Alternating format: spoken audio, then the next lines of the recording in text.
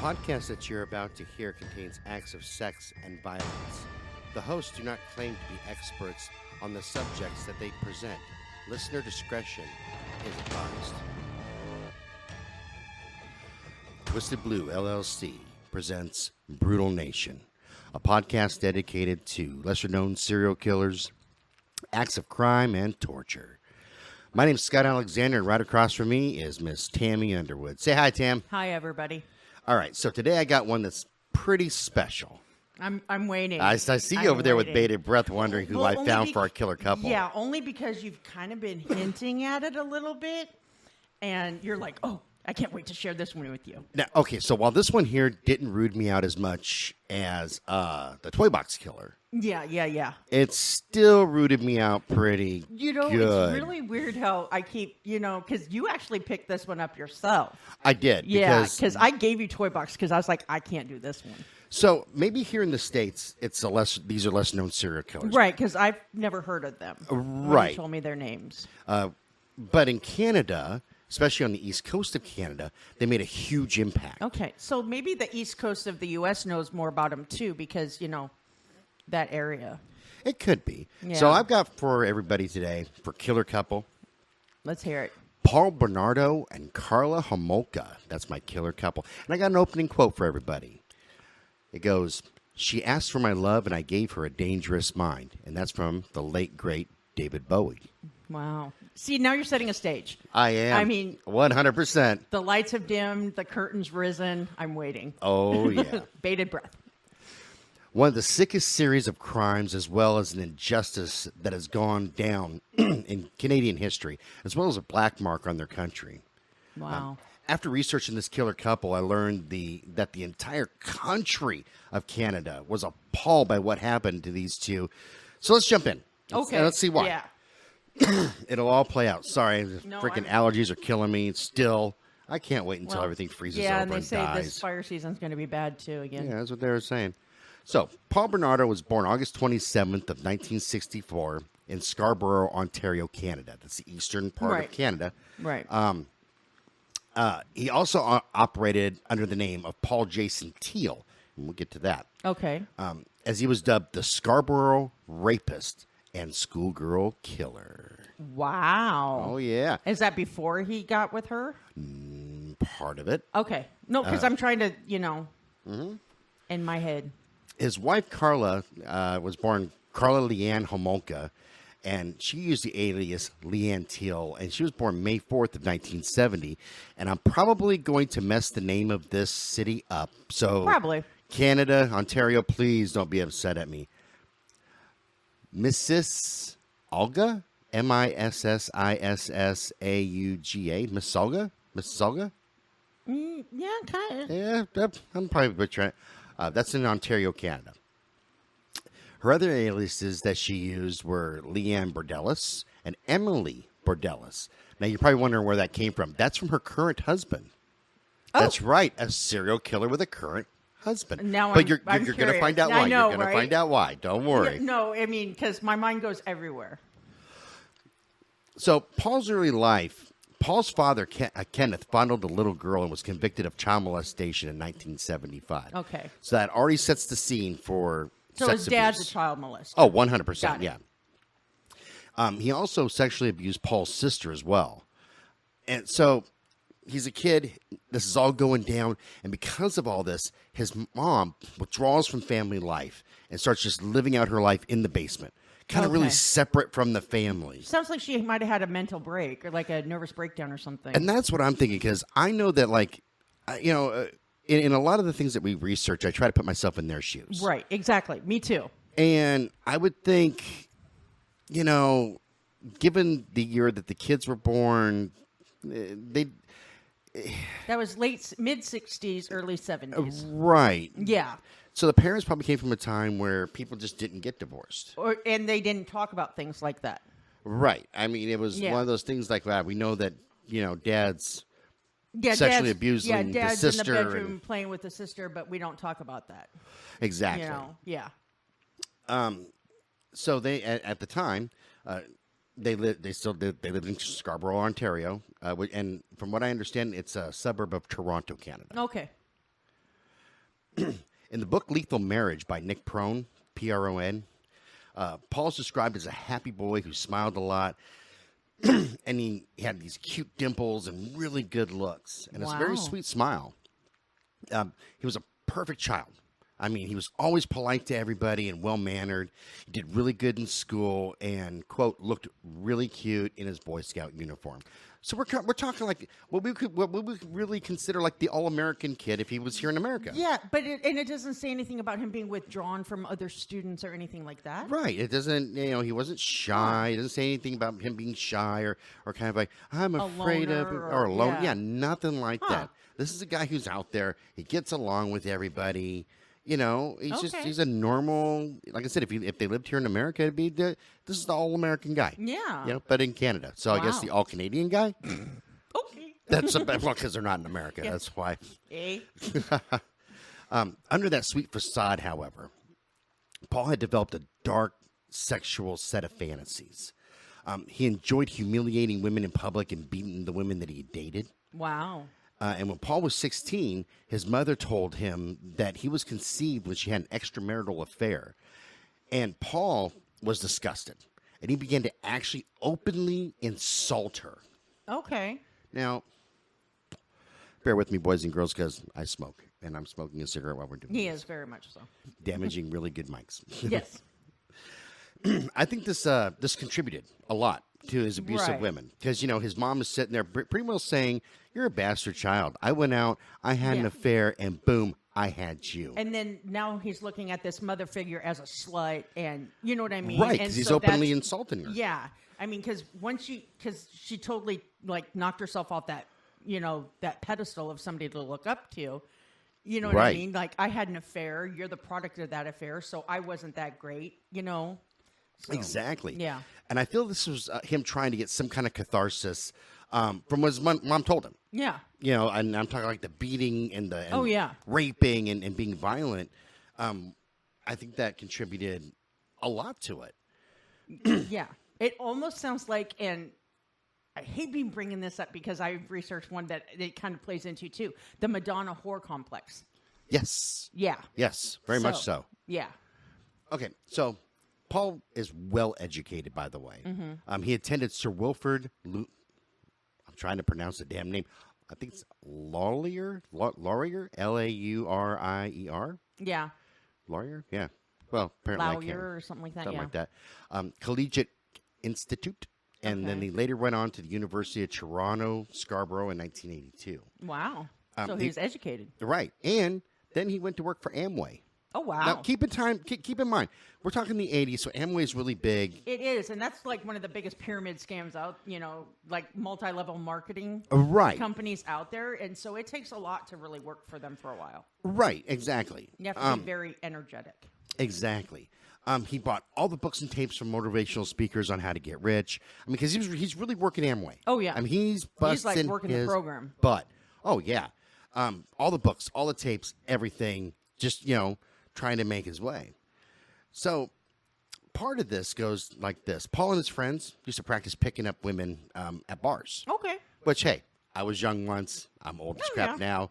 We all develop our little ninja skills on how to pick up chicks. Y'all develop those little like tweaks and Oh, hell yeah.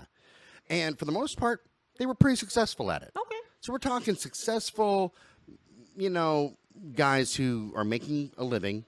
Right. They're going out in bars. This is normal stuff for anybody in their Yeah, 20s. exactly. Very normal. I'm not hearing anything weird yet. No, nothing Except weird for, yet. him insulting his mom, but Even that's not so weird. I mean, no, it's not. When you kind of lose respect for somebody, that's what happens. That's what you do. right. And I didn't see what the context of that was, like how it was presented either, because there's several ways it could have gone.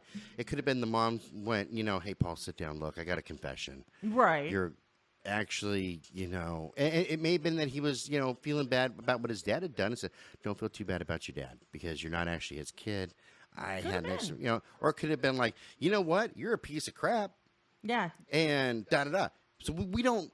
Yeah, we don't know how it was presented. Yeah. Yeah. And presentation is everything on how Oh, it's yeah, totally. absorbed and conceived. Mm-hmm. I'm going to get a drink of my coffee, then we're going to get into some good stuff. Okay, I'm waiting.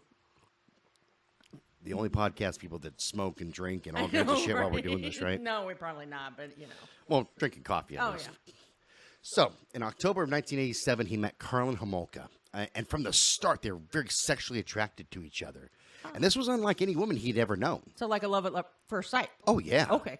And they're just going at me. Like I said, there's a lot of sexual tension between them and passion. But part of it was because Karla encouraged his sadistic sexual behaviors. Oh, wow. Yeah. And Paul was interested in American Psycho, the book by Bret Easton. And he read it like it was his Bible. Okay. Now, if you've never seen the movie. No, I don't think I have. Not that one. So it's been a while since I've seen American Psycho, but let me give you a brief synopsis of what I can remember. The main character, and if I knew the actor's name, I would say it. He's an American Psycho. Like, he tracks down one of his coworkers because he had a better business card. Oh, and then murdered him. And he would get women up to his apartment and murder them and make them do weird sex acts and just all kinds of weird stuff. If you get a chance, I'll have to watch it now. Yeah, and then you'll totally understand what's going on with that with Paul and what he believed in. That was his deal, So let's get into what's called the Scarborough Rapist. Okay. So at this point here is just raping. Okay. Which I know that sounds like I'm minimizing but it, we've said this before. I mean, because it's like it's a progression of things. So it's not that it's we're not trying to say it's just rape, but in the grand scheme of things, it's just rape. Right. Well, what we've noticed with any serial killers that both you and I have researched is that very few of them climax right from the start. And what I mean by that is like they're not killing, let's say, 10 women a week from day one. No, there's a progression, and it's called the evolution of something. I can't remember. I was just trying to remember it too. You said it was there, and then it left me. But you're right. It starts off with like when we're talking about people that are like sociopathic. Right. Exactly. It starts off with hurting smaller children than them, and and pets, animals. Yes. Things like that, and then it progresses, and it progresses, and it progresses even further. Right. And sometimes it even starts as little as bedwetting, chronic bedwetting. Right. And hiding it and, that kind of thing. Because kids wet their bed. Oh, yeah. But it's the hiding of that I know some adults process. that do that. We don't need to know about your life. Anyways, no, but it's the whole process of they wet the bed, they hide it. Right. That kind of thing. It's not like, Right, exactly. And we're not saying that people who do that are psychopathic or it's sociopathic. It's a progression of things. But it's like it's a that's where it possibility, starts and then there progresses into other stuff. Exactly. So, the Scarborough Rapist. Okay. Paul committed several sexual assaults on women, and his viciousness escalated in and around Scarborough, where he was living. He attacked most of his victims after stalking them as they got off the bus late in the evening. So here's women. They're coming back from maybe a friend's house. They're coming back from work, and it's late at night. Mm-hmm. Okay. And, you just want to go home. Yeah, pretty much. And you're by yourself, and he's stalking you. Yeah, his prime hunting grounds. Then. Exactly. Yeah. So these aren't crimes of passion. Like all of a sudden, he's like manic and does it. He's thinking this shit out. Oh yeah, it's very thought out, methodical. So one specific attack that deserves a mention was on September 29th of 1987, and Paul attempted to rape a 15-year-old girl in her own bedroom. Holy shit! Yeah. So he entered her. He gets into her bedroom, right? And I think it was through a window. I would assume because houses are generally locked, right? Jumped on her back, put his hand over her mouth, and threatened her with a knife. The saving grace was that he ran off when the victim's mom came into the room and screamed. Okay. I was picturing that whole Elizabeth Smart case. Remember her kidnapper snuck into her room and held a knife to her throat and said he'd kill her sister, right? And everything. That's what I was picturing in my head, and it's just. Well, this one takes an even darker turn. Okay. There was a 19-year-old boy that was convicted of the crime, and his name was Anthony Hensmayr, Hanemayr, and he served 16 months in prison. But he was exonerated after Paul confessed to the crime in 2006. So he'd already done his time, right? And I think so he'd already done his time, got out, was on probation or whatever, and has the stigma of being this rapist. Right, even though he knows he's not the rapist. Wow. Everybody's looking at him. You pull a criminal background check, and you're like, oh, you're a rapist. Yeah, okay. Everybody who gets in trouble says it wasn't me. Oh, exactly. What's that saying? The prisons are full of innocent people. Oh yeah, totally. So I think that's a matter of a little. It's just a little too late. Yeah. Too little, too late, buddy. Yeah, that's it. The teenage boy served time for something he didn't even do. And I'm sure that had a major negative impact on his life. Oh, I'm sure it did. I'm sure it totally did. So there's a whole list of rapes that I found, and we can list those on the website. Yeah. But I don't want to have to go through. No, it'll take too long. 19 rapes and attempts. Holy shit. Yeah, and that was at the time, okay?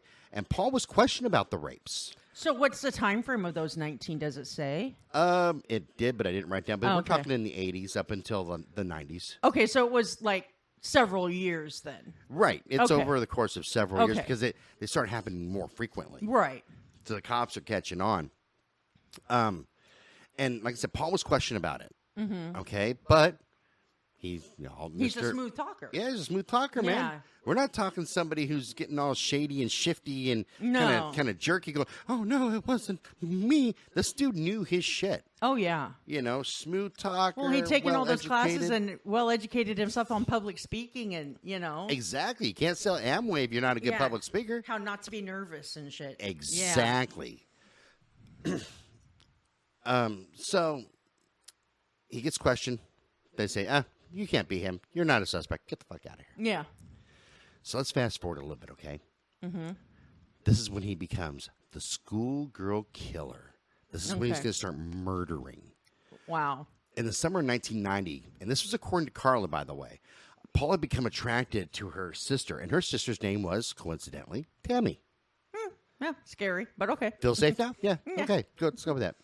So Paul had become obsessed with Tammy, and he was engaged to Karla at the time. And I want to point out, Karla's family really liked Paul a lot. He spent a lot of time with them, went there for Christmases, holidays. Very charming. So, yeah, and he's engaged to their daughter. Right. This is the perfect person for our daughter. Let's all hang out. Yeah. At the time, though, they didn't know he had lost his job. He was an accountant. Oh, okay.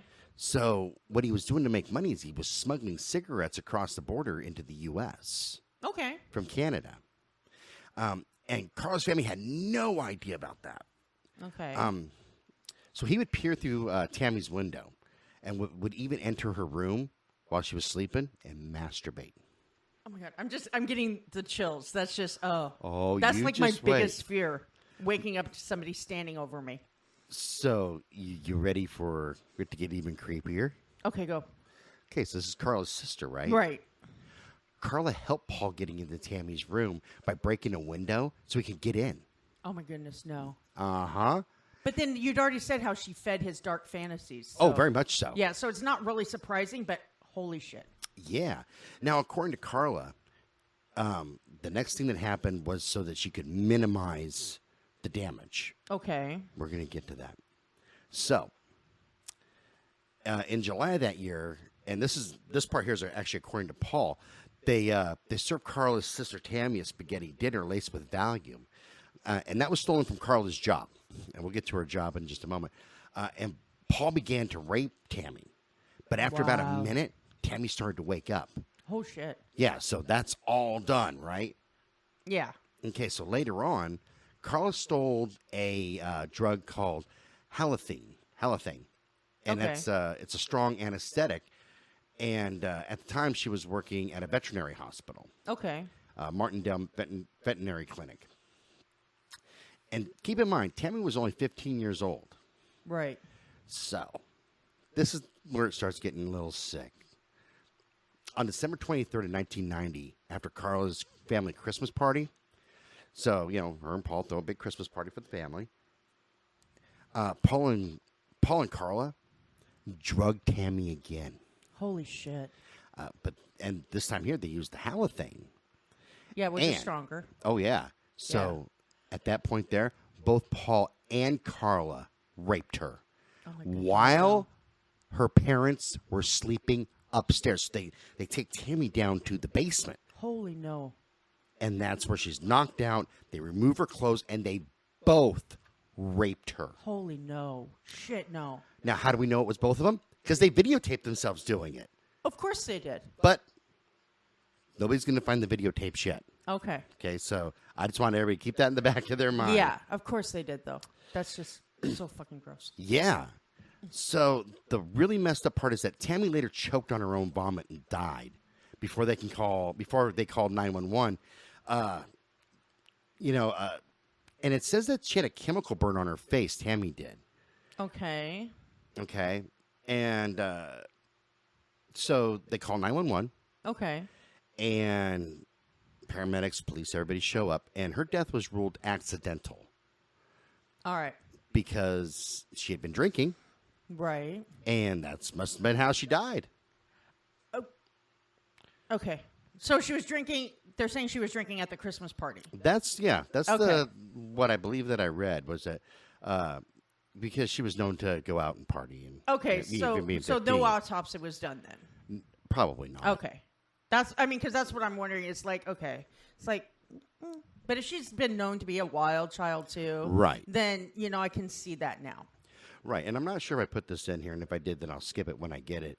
But, there was even accounts of Paul taking Tammy across the border to pick up things like booze and drugs and things like that, to the point that at one point he had told Karla, well, we kind of fell asleep. Oh. And stayed the night, and then came back the next day. So there's a whole weird thing going on So maybe with that. they had a little weird thing going on. Maybe, but maybe not. Yeah. Yeah. So I hate it when there's always so many questions. Oh, no kidding, man. There we go. Aha. So, early on the morning of June 15th in 1991, Paul takes a detour through Burlington, which is halfway between Toronto and St. Catharines. And his goal was to steal license plates. Okay. Because keep it in mind, right now, he's running. He's running, everything back and forth across the border, he needs cigarettes. license plates to stay inconspicuous. Right. Yeah. And that's where he found Leslie Mahaffey. And she was a 14-year-old girl. And she had missed her curfew after attending, it says a friend's wake, but I don't understand that part of it. Because why would she be at a wake alone? Unless she went to the wake, it's, because maybe she met somebody there, went to this wake and everything, and then didn't go with a bunch of people and went home alone. Yeah, maybe. Because I've gone to wakes alone. But still, would your parents lock you out of the friggin' house just because you missed your curfew? Let's not get into that. But okay. Well, maybe. I was locked out of the house for a different reason. Yeah, but, so she's locked out of her house. And by the way, this part here was according to Wikipedia. So right. Maybe it's accurate. Maybe it's not. Yeah, that's so. So Paul leaves his car and he approaches Leslie and told her that he wanted to break into the neighbor's house. And Leslie's unfazed. Okay. And of course. So she looks at him and says, hey, you have any cigarettes? Paul leads her back to his car, blindfolds her, and drove her to Port Dalhousie, Dalhousie. God, Canada, name things Dude, that I can pronounce. God. There's places in America that I can't name. I can't pronounce. That's true. So. And there's places in America that Arnold Schwarzenegger can't pronounce. I just keep thinking of Louisiana. There's so many places there I cannot pronounce. Very Creole. Yeah. So he calls up Karla, though, and says, hey, I've got another victim. Oh. Oh, yes. So Paul and Karla videotaped themselves torturing and sexually abusing Leslie while listening to music. Okay. And I believe it was Bob Marley. It was one of them that they were listening to, and I can't remember who else they were listening to, but I remember seeing Bob Marley on there. What's playing out in my mind is a horrible episode of Criminal Minds right now. Dead serious. It's like, oh my gosh, when is it going to end? So at one point, Paul said to Leslie, you're doing a good job, a damn good job. To the rape victim. To the rape victim, yep. Oh, my And goodness. the next few hours are going to determine what I'm going to do to you. Nuh-uh. That's a quote from, and I believe I got the quote correct, from the tape. Wow. From the videotape. Uh-huh. Holy shit. Right now, you're scoring perfect. At another point of the tape that was playing at Paul's trial, because these tapes were played at his trial. Okay. Fair enough, right? Fair enough. Leslie was crying out in pain and begging him to stop. In the Crown description of the scene, he was sodomizing her while her hands were bound with twine. Holy shit. So basically, she's getting butt raped. Yeah. Well, sodomy Begging. can be either way. It's just forceful. Because I had to look up the definition once. I thought too. sodomy was all in Not it. necessarily. It's Really? just forceful. Oh. Yeah. Oh, my bad. Okay. So, I think that this was Leslie's downfall right here. So later on, Leslie tells Paul that her blindfold was slipping, which signaled to him that she could identify her attackers Oh, shit. if she lived. Paul claimed that Karla had given Leslie a lethal dose of Halcyon, and Karla claims that Paul had strangled her. Okay. And So her downfall was basically saying, I can see you now. pretty much. When she thought she was trying to be, yeah, trying helpful to be like, helpful and- try to save her own life. Right. Yeah. So sad. So, they took 14-year-old Leslie's body to their basement. The same place I that think I'm gonna be sick, but that okay. Karla's sister had died. Okay. And the following day, Karla's family had dinner at their home. And the next day, so the body's in the basement. Mom and Dad are upstairs. Again, and we're all having dinner together. Yeah. Not we're, but they're all yeah, having dinner like together. nothing's happening. Yeah, because I didn't have anything to do with this No, shit. me neither. I was not there. So, the following day, Paul and Karla decide the best way to dispose of Leslie's body was to dismember her and encase each part in cement. Oh my goodness. Yeah, each part put in cement, right? So Paul goes down, he buys a dozen bags of cement at the hardware store. And get this, he had kept the receipts. Of course he did. And it was very damaging at his trial. And I'm glad that he did keep the receipt. Oh, no shit, yo. Because, hey, we found your victim encased in cement, and you have a receipt for like 12 bags of cement. Yeah, and they can actually trace the cement to the Specific manufacturers. To because the bags everything's and a stuff. different, Yeah. mixture. Karla had made several trips to Lake Gibson, which is about 11 miles south of that Port Dalhousie, yeah. whatever it is. But at least one of the blocks was around 200 pounds. Holy it was shit. too heavy for them to get it out far enough to sink it. So they left it on the shore. So here comes a guy named Michael Duchette and his son, Michael Jr. They're out Okay. on a fishing trip. They're going to go fishing together, father and son. They found the blocks, and this was on June 29th of 1991. So they found all of them or just that one huge one? Just the one or two, whichever ones they Okay. left on the shore. Okay. Because they encased them in some huge blocks, right? Right. The key to identifying Leslie was, it says an oral appliance. It's her braces. I was going to say, was it her braces or a retainer or something? It's got to be her braces or retainer or Yeah. something like that, because you're 14, 15 years old. You're not wearing dentures. No, you're either got a retainer or you Well, have unless braces. you're playing friggin' hockey. But That's a true whole different too, story. but So, are you ready for the sickest part of the story? okay. Oh, yes. Let's get into that.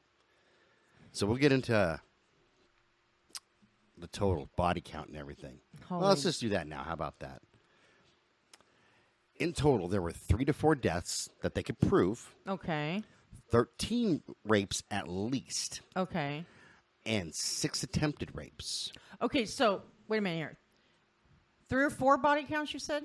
Yep, 3 or 4 Okay, bodies. so that includes rape and everything. So No, that includes the murders. That's just the murders. okay, so then in the 13 rapes, is that including the ones they killed or no? No, that's just the Okay, rapes. just because I know some people do include that, so I was just trying to in my own head. Right. And 6 attempted rapes. Wow. So here's the sickest part of the story. Boys and girls who don't know about these people, brace yourself.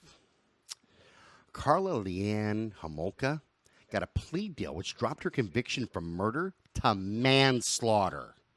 She only served 12 years for her crimes because she'd rolled over on Paul. Okay. And, go find out why here. Which happens. I mean, I've seen it happen in a lot of our, research for couples. Well, what she told everybody was that she was forced to partake in these rapes and these killings. And at the time, they hadn't discovered the videotapes. So they believed her. Yeah, she could of course. play this innocent girl. Oh, yeah. Okay. And, there's more information on how she played this game. While I am disgusted by it, I'm kind of impressed. Sometimes I am too with certain things. It's like, that's pretty freaking imaginative. Right. So they didn't discover the tapes until it was too late. She's already got her plea deal. She's good to go, right? Case closed. She's done with. Yeah. Well, today she's remarried and she walks free, and Paul is incarcerated at Millhaven Institute. He got life in prison with the possibility of parole in 25 years. And in 1995, he was deemed a dangerous offender. So, from what I understand is, every time his parole hearing comes up, yeah, they pretty well say, I don't think so. Well, see, and I was wondering how they deemed him a dangerous offender. Did he, offend, in jail, too? No, it's because of his psych evaluation. Oh, his psych evaluation. Okay, got it. I Right. understand now. So, let's stop right here for a second. Yeah. This is why all of Canada was outraged. Okay. Because here is Karla, right? Yeah. She's just as sick as Paul. Yeah, just She's as a guilty, if not more so. up Yeah. individual. And Karla, if you're listening to this, you are a fucked up individual. Yeah. I'm sorry. There's no empathy, nothing. You want to know why she let Paul rape her sister? No, but tell me. I just remembered, because I don't think I put it in here. She wanted to give Paul her sister's virginity for Christmas. Well, Merry Christmas. That, I don't know. I mean, I don't get along very well with my brothers and sisters. But I would never, ever, ever Nobody would. let somebody do anything untoward. I mean, even fight with them. Right. No, nobody would. Yeah, no. I can't even imagine. So, the name I gave you before, which is, what was it, Borealis? Yeah, something like whatever that, the hell yeah. it was. That's her current married name. Okay. So no anonymity there. Oh, no. We're going to get into that because I've got a Okay. final thought on this, and then you and I will discuss it for a few minutes. Okay, yeah. This was my final thought that I wrote down after I finished doing this. And like I said, this is the short version of this. We're going to list some books because there's been a few books that have been written about this. Yeah. And there's plenty of information on these two sick psychos. And I encourage everybody to really dive in and read about it. Well, and we'll have more information on the website, too, the blog entry for this episode, because we try to put more in there than what we can really talk about, because it's too time-consuming if we talked about it all. Right. If I included all the information that I found, that's why this is just kind of a preamble to we you guys go out basically there just outline them for you. So, here's my final thought. You ready? I'm ready. Let's do it. Karla played the psych evaluation like a fucking pro. Like a pro. And this is where I'm a little bit impressed, because they look at Paul and they go, oh, yeah, no, he's the psycho. He's nuts. He's crazy. Look at poor innocent Karla, though. She must have been forced. It's reasonable to suspect that she was afraid, because at one point, Paul had beat her up. She was found with bruises on her. But did she let him? And that's what I couldn't find out. I know that she was removed from the house by a friend. Okay. But he had beat the ever-loving shit out of her. And she was bruised up. Because there are some women who let them do that as part of their sexual, fantasies and stuff. So Right. That's a whole yeah, I'm not saying it's okay, thing. but yeah, it is a fetish thing. That the guy gets off on doing the beating and the woman actually gets off on being beat. Right. So the only thing that I could find from the psyche eval, from what I understand, sorry, my nose keeps on itching, was that basically they just said, okay, well, she doesn't seem really remorseful about what happened. She lacks a little bit of empathy, but we kind of believe her. Is she disassociating? Yeah, that type of thing. That's the feeling that I got after reading the psych evaluations. Okay. And that's just me paraphrasing, because I can go into the psych evals letter by letter, but then we're going to have a fucking 10-hour show. Right. No, I mean, yeah, because I can see because disassociation is literally if you've been through a traumatic experience and you're going over it again, especially if you had some part in it, and you kind of disassociate yourself, so it's not happening to you and you weren't involved. Right. You know what I mean? So it's like you're somebody viewing, else. yeah. Somebody else did it. You're doing it as a viewer instead of a participant. As a viewer, yeah, exactly. That's they say, and they do say a lot of abuse victims disassociate. They like separate themselves from what's going on. Right. But that's what Karla did. So yeah, you got to really think, dude. Who's the most manipulative? Was it Paul? Well, Paul was pretty messed up. He's a rapist, and he liked to but kill. he doesn't hide that either. I'm pretty sure he tried to, but there's no way. You know, the psych eval. You know, you're reading that over. You're, oh yeah, no, dude, you own it without owning it. You know what I mean? Yeah, kinda. Yeah. No, I get what you're saying. Karla is just oh my God, I was forced to see it, and I was beat up by him, and I was scared. Bullshit. And here's how we found out. So she got her plea deal, right? Oh, they find those damn videotapes. And here she is as a very much active, willing participant. See? Raping and basically killing her own goddamn sister. I'm speechless, really, because I have no words for this right now. So you sit here, you tell everybody, oh, I'm innocent. He forced me to do this. I didn't want to participate.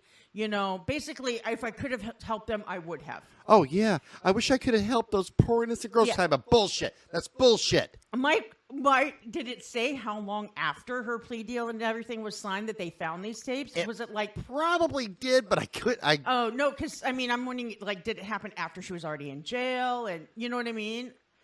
And been there for a while? It could. I have no idea. Oh, okay. I read another part of the article where after... I think it was after her sister died or something. Oh, no, after she gotten beaten up. Okay. That she was in a rush to get back into the house because she had to get the videotapes. Oh. Like, but they didn't know that that's what she was after. She was after something that she had to get out of the basement. Oh. Was basically what it said. Okay. So I'm going to assume that, hey. Yeah, I'm pretty sure it was a videotape. We got to pop these videotapes because now cops are involved. Yeah, exactly. There's going to be an investigation. They're going to find these tapes, and I am just as fucked as you are. Oh, totally. Yeah. So, let's get to even sicker. You want to know what makes me the How can you get sicker than that, though? Oh, but wait. Remember Billy Mays? Yeah. Wait, there's more? There's more. But wait, there's more. There's actually a Facebook page that follows Karla to this day. No shit. I called my ex-wife, Kim, because she lives in Calgary. Okay. And as soon as, so her and I were talking, and before I can even say the names, I'm actually doing research on a couple from Canada that's a serial killer because she knows about the podcast. She's, oh, that's easy. You're talking about Paul Bernardo and Karla Homolka. Homolka. Keep on wanting to put an M there. I know you do, but don't do drugs. And she goes, the whole country was outraged. And we still are to this day. And she gets no peace. People track her. Good. And, you know, and every time she settles in a place, she gets ran out. You know what I say? Good. Good. You deserve it. Yeah, you should not. No. I mean, and this is what gets me is, I mean, because we covered somebody last week. Remember Mary Bell? Oh, Mary Bell, yeah. Yeah, who ended up being charged with manslaughter and everything. And then she gets out and England gives her protective custody. Right. Nobody knows who or where she is now. I am so glad they have done this with her because you know what, bitch? You were just as guilty as he was. You should have gotten the same amount of time, if not more. Yeah, you weren't forced into doing this there, sweet cheeks. Yeah, listen up here, sugar tits. You weren't forced into doing nothing. You enjoyed it. And what's sicker is you enjoyed actually raping your own fucking sister. Yeah, your own flesh and blood. That you know what? No matter how much you don't get along with your siblings, you are to protect them. Well, exactly. Well, you know, a good example is me and my brother. Yeah. Phil. I don't like Phil, and Phil doesn't like me. You know, although when we met at my son's graduation, we got along. We talked for like 2 seconds. It was nothing. Okay, well, you know, that's 2 seconds better than normal. Right, and we weren't fighting, but that's only because our mom said, "Look, you boys don't cause a scene in the restaurant and kill each other." So we got along. But to this day, if somebody was trying to harm Phil, Yeah. And he called me and said, Scotty, I need you here now. This is what's going down. Dude, I'd be there. Why? He's my brother. Yeah. At the end of the day, he's my damn brother. Well, exactly. And I have an older brother that, and just within the last couple of years, we had a kind of a falling out. And even though we didn't end it, I mean, the last words we said to each other weren't very nice ones. If to this day, if anything happened and he needed something, he knows that I'd come and help him. I'd drop everything. Well, I'm about ready to drop a bomb on you. Oh, God, for no. something that's even sicker than the I crimes. you know what? I just don't know if we can. So, according to the page that I found on Facebook, and it says, following Karla Homolka. I put an H in there that time. Homolka. Yeah, okay, You whatever. put an S too, but that's all right. I'm sorry. You know what? I'm just going to say that she disgusts me so much Yeah. that I want to get her name out of it. But anyway. That bitch from Canada. That's right. On May 30th. Of this year? I believe it was this year. Yeah, it could have been last year. Carl was settled once again in Montreal. Okay. And there's videos of her volunteering at an elementary school as well. Oh, fuck no. Yeah. My question is, can she really be trusted around kids? My question is doesn't she need to be registered as a sex offender? You would think. Because even if but she only just got the got manslaughter. I know, but still, it was again. There was rape involved in the crime. Right. So, I don't know, man. Sorry, the laptop just kind of... Froze. Oh, no, the battery said that it was dying, and there's no reason for it. Anywho's, we'll figure that out here, because we're almost done with Did this. your power strip get shut off on accident? That's what I thought. But anyway, so like I said, I don't think she'd be trusted. Maybe she changed her life, and maybe not. Okay, no, I don't buy it. This is one I do not buy. So she's allowed to walk free. She's volunteering with kids. No. Like I said, I wouldn't trust her around kids. No. She should have her parental card revoked, too. She should never be able to have children. Right. I agree. And bear with me because our intern's trying to fix no, the computer I'm problem. bearing with you. I know we're trying to talk around. We're trying to pretend but no. Like he's not doing actual work. And now she's the mother of 3. So she marries this guy, right? So she's got kids of her own. Yeah, she's got kids of her own. And, on the exterior, here's this mother of 3 just volunteering with kids. What I believe, and this is in my heart of hearts, is in her lays a freaking monster. You know what gets me, though, is who would marry that? He's got to know what she did. Oh, 100%. It's not like a secret. It was out in the media, It's totally not. I think in there secret. lays some kind of a monster. And maybe he has that sick thing, too, that he can fix her. Maybe. Because there are some people that believe that. Yeah. It could be. I just do not believe she should have children. I do not believe she should. And I'm glad that there are people that are following her and wanting to know where the hell she is. Oh, yeah. No, every move that she makes. If she doesn't have to be registered as a sex offender, by golly, register her yourself. Follow her. Right. Because keep in mind, she didn't get a sex offense. No. She just got manslaughter, which is But essentially still. if I go out and hit somebody with my car by accident. Yeah, exactly. And they can prove some Manslaughter sort of negligence to it, then I'm just going to get manslaughter. Yeah. Thank you to our intern for fixing the computer problem. Thank you. Thank you very much. We can't. So just hang tight, bud. That was our intern, boys and girls. But yeah, like I said, I think inside that hey, I'm just trying to rehabilitate myself, and I'm going to be a mother, and I'm going to volunteer with kids. You're a monster, Karla. You're a fucking monster. And you know what? I put you actually right up there with my toy box killer. Dude, and that's saying a lot because he cannot stand that man. I wish that David Parker Ray was alive because I want to sodomize him myself with a hot poker in his ass. Yeah. No, and this is what gets me. And because manslaughter, I've known some people accused of it. I know manslaughter is. It's like there was, There was an accident, but there was negligence. Exactly. It's like, I didn't mean to kill you, but I did, But at the same time, it's like, I don't know. I'm sick and I'm appalled. I'm so sick and appalled. Well, here's the difference. I run somebody over with my truck, okay? Now, Yeah. somebody jumps in front of my truck, and there's no way to stop. That's an accident. That's an accident, and they're going, hey, yeah, the dude died, but he jumped in front of your fucking truck. If I'm texting, Yes. Or if I'm screwing around with something, I'm not paying attention. Exactly. And they can prove that, and I hit. Right, that's vehicular manslaughter. That's vehicular manslaughter. Yes, exactly. Because there's negligence involved. Yes. And she basically got no worse than, Yeah. hey, I just made a small mistake. I wasn't paying attention. No, you were paying attention. You were paying close. Oh, yeah, you were paying so much attention, you knew how to play the damn game.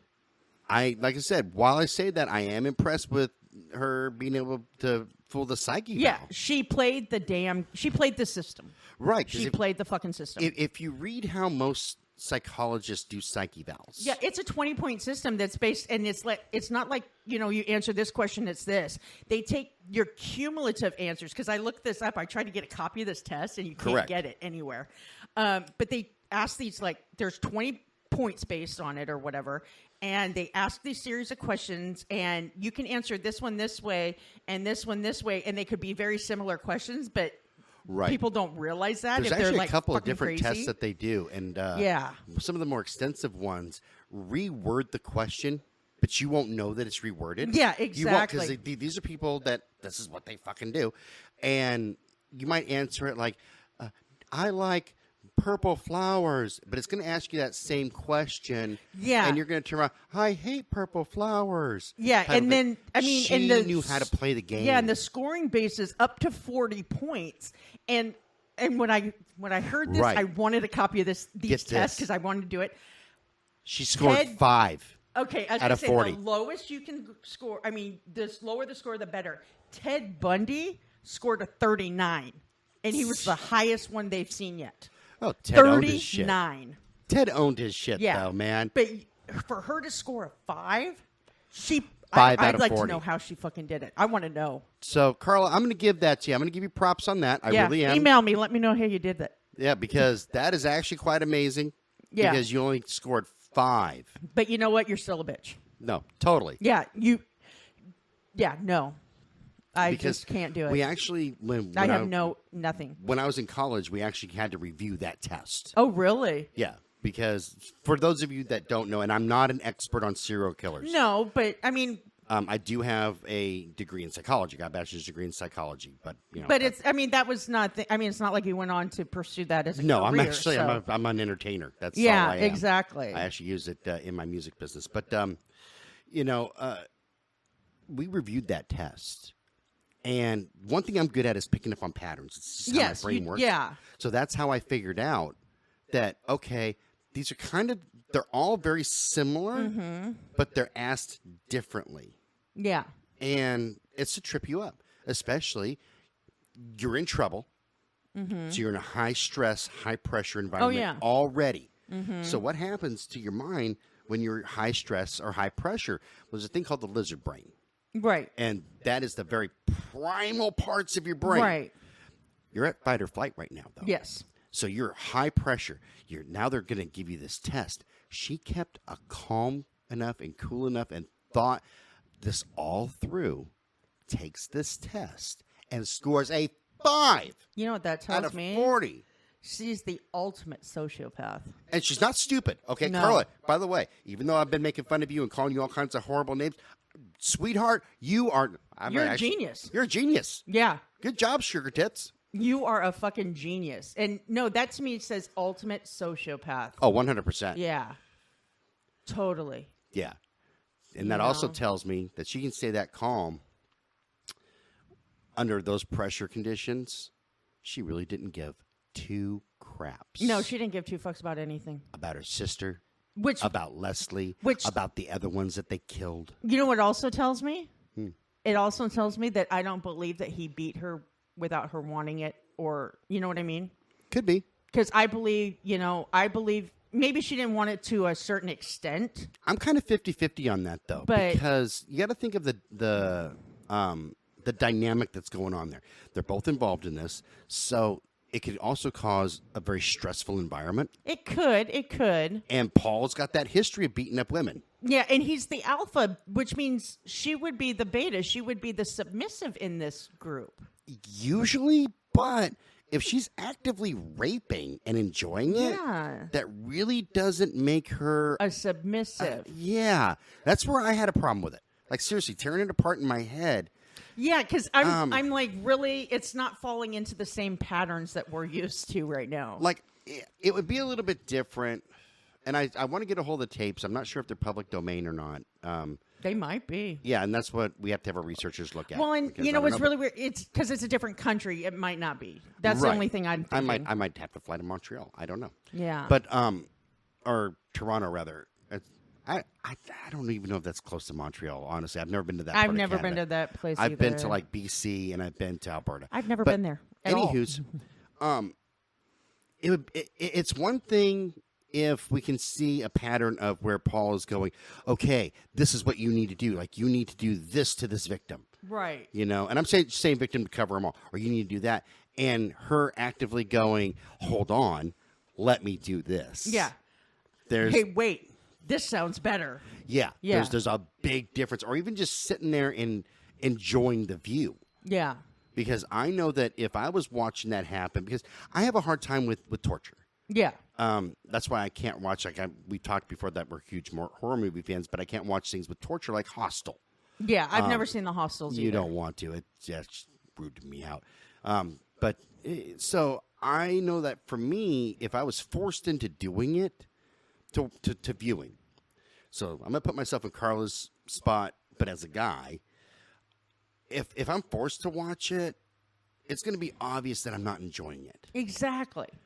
You know, I'm going to turn away a lot and things like that. So if she's like looking at it like I'm looking at you right now, like straight on, yeah, you can go, oh, dude, and you obviously that. Having some like desire in her voice too. You know, because if she wasn't enjoying it, there would be no desire there. You know what I mean? You could tell in her voice that she was not enjoying it. Right. Exactly. So there's a lot more to still review on this one. Yeah.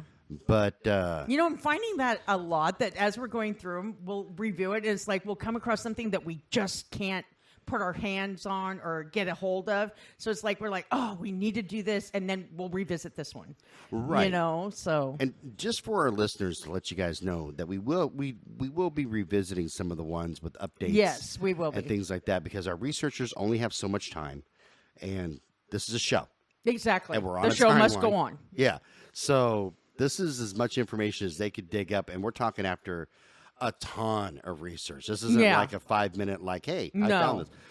So, yeah, we're going to revisit this later. So, what are your other thoughts on this before we wrap this one up? Like I said, I am speechless when it's coming to this one, because I just cannot fathom the thought process. And that was me. It wasn't just the raping. Well, okay, when I saw that she had gone from her work, from the veterinary clinic, she gets a heavy-duty anesthetic. Yeah, she starts with the Valium and it's like, oh, let's do this. Right. And then that didn't work, so holy shit, I got to step up we got to find something better, so let me take this. Right. So she's taking this for him. Right, because in my head, let's say that she's entertaining the thought. Okay, they haven't raped her yet. They haven't raped Tammy yet or anything like that. And she goes, oh, hey, I got some Valium that I got from, the vet that'll clinic. knock her out. That'll knock her out. So now you're watching your fiance rape your sister. And you're videotaping it. Mm-hmm. That could easily become like, oh, God, no, this is way worse than I thought. Because, like, there's things that play out in my head that are a great idea, not necessarily raping. But no, but, I mean, we all have those. That don't work in real life. Yeah. I mean, in our head, it sounds like a perfect plan, but we start, it's like, oh, this isn't working. Yeah, and we're not talking like the same night or anything she ran back to the vet clinic and go, hey, no. I've got, halothane. See, and when it made it seem like, I mean, because that whole thing, the whole scenario you presented there is like, okay, they gave her Valium to knock her out. Okay, then she started to come to. They wanted to rape her without her knowing about it, so that 100%. she could wake up and didn't know what the fuck happened. Exactly. And had no, because that way it's like, their little dirty little secret. Exactly. So they plan it out even better. Exactly. They get a harsher drug that ends up killing her because she chokes to death on her own vomit.